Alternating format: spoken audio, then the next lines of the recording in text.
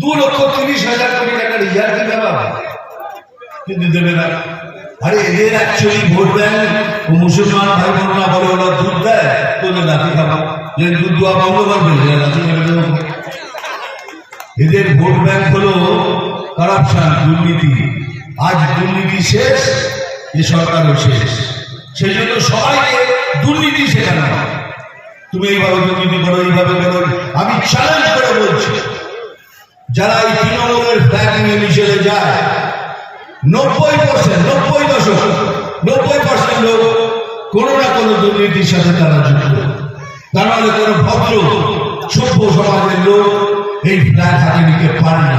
যাদের আত্মা আছে তারা এই ফ্ল্যাগ ধরে রাস্তায় রাখতে পারে। হ্যাঁ, জোর গলায় বলছি, অসম্ভব। এই বাংলা আজ কেন হয়ে গেল কাংলা। মিঠুন চক্রবর্তী ক্রমশ মানুষের কাছে হাসির খোরাক হয়ে যাবে।